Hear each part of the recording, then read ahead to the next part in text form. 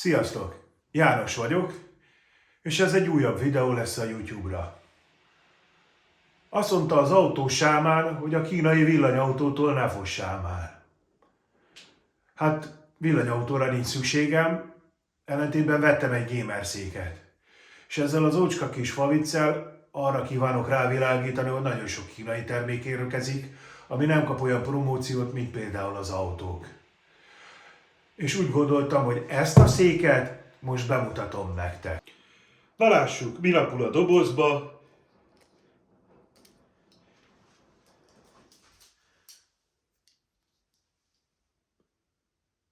Stílszerűen nyissuk ki egy kis Gerber fogóval.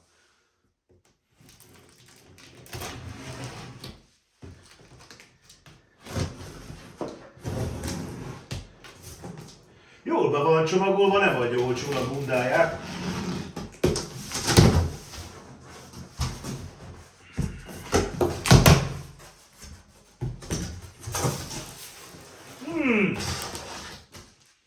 Nyugodtan mondhatom, hogy igényesen van becsomagolva ez a termék.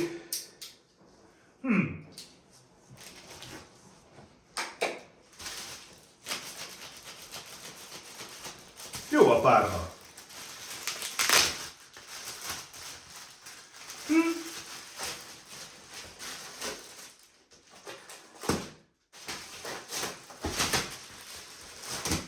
Na.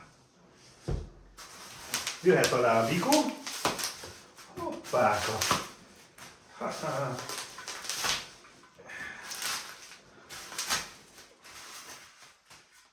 Oh-oh.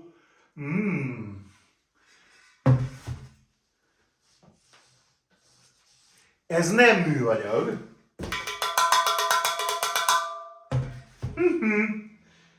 Ez bizony fémlábon fog állni.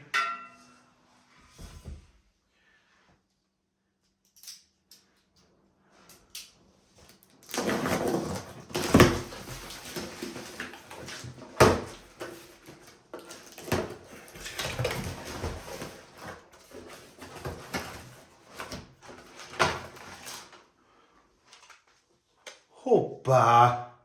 Azért ez egy kicsit kulturáltan van összecsomagolva. Nem csak úgy bele van hányva egy zacsekba. És az Andaseat vállalat termékét csomagolom ki, a Kaiser Series 2 székét.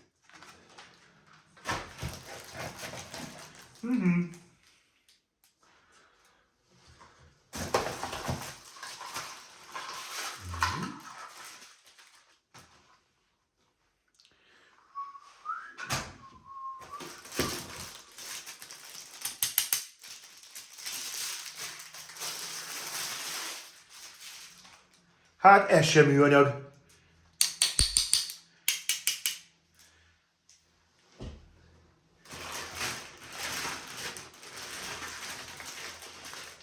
Kerékfüzér.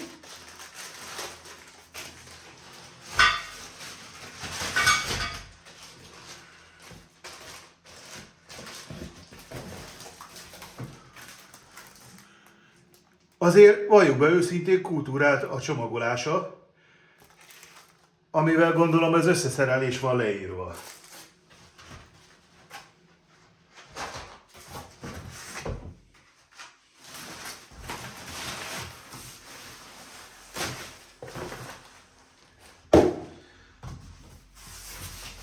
Tarám!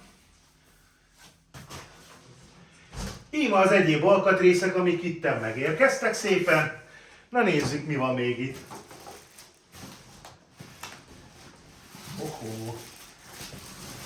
Na, szégyellősek bújóskáznak. Valószínűleg ez a hátpárnája.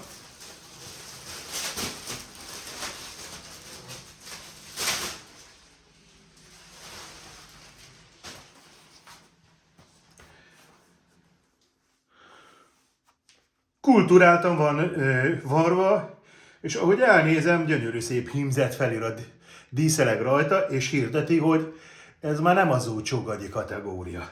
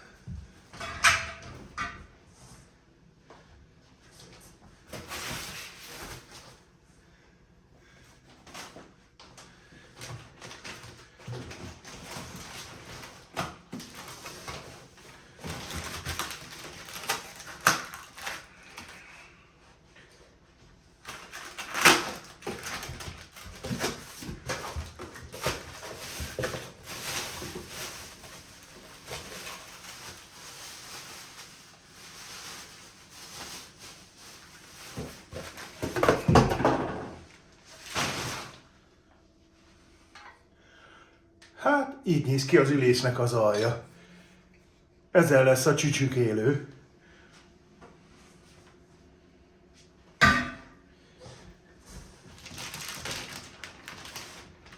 Na.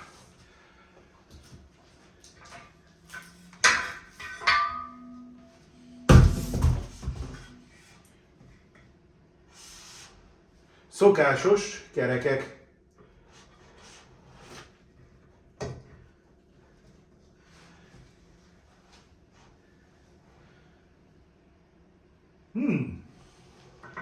Igényes.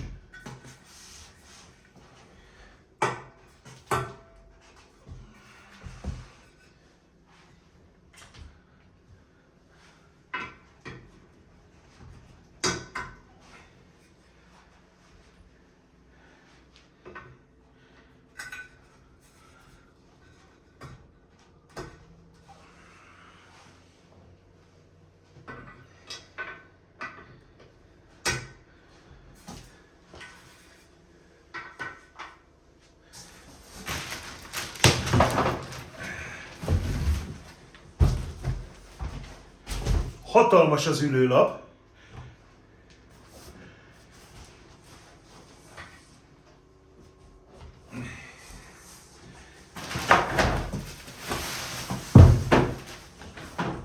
Hát az egyik kartámaz.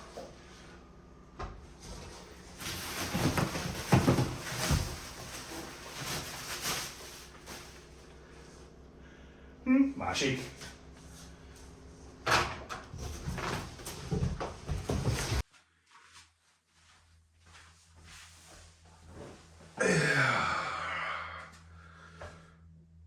A legózós részt kihagyom, nehogy túl hosszú legyen a videó és elaludjon rajta valaki. Ezért a legfontosabbat, az ülhelyist fogom tesztelni rajta, illetve mondom el az első benyomásaimat. Ezt a széket azért vettem, mert 200 kg-s terhelhetősége van. Az Andaseat vállalat elsősorban a hazai piacra, Amerikába, majd Ausztráliába, és most itt kopogtatnak nálunk Európába a gamer székekkel, és többféle típust is gyártanak, ez az egyik közüle. Ami számomra mondjuk úgy nem igazán szimpatikus, nem igazán kedves, ez a fejpárna. És az, hogy se fölfelére, se lefelére nem nagyon állítható, fölcsatolod, vagy nem. A deréktámasz viszont nagyon kényelmes. Ott tart, ahol kell, egyenesen ülök benne, ami kicsit zavaró az, hogy így billeg egy picit a szék. Ez nekem annyira nem tetszik. De egyéb iránt a testre szabhatósága egész jó. A kartámasz kifelére, befelére, egyenesen, hátra, előre.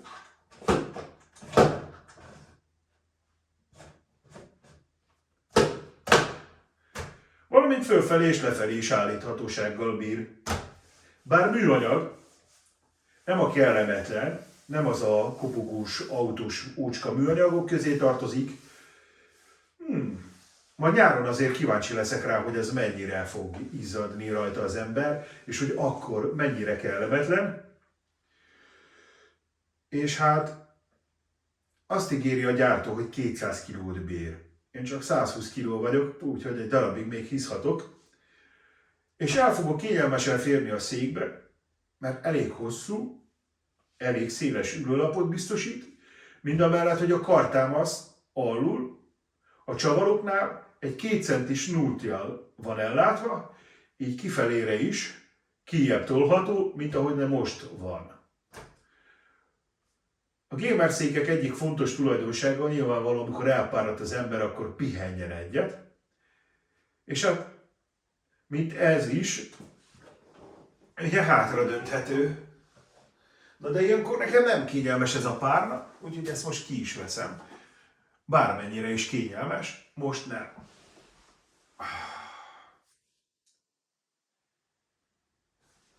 Azt gondolom így elsőre, hogy nyálsorgatót lehet benne aludni, és nem rossz.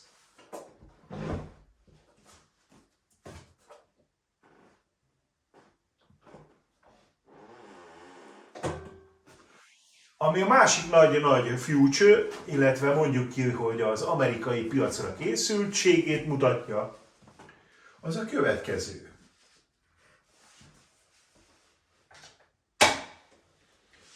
Hoppá! Hinta palinta van.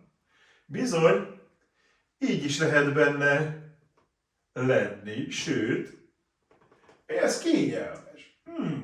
Nem rossz. És...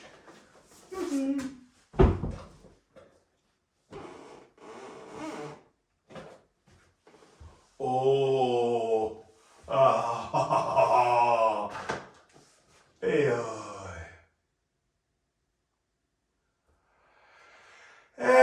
Jaj.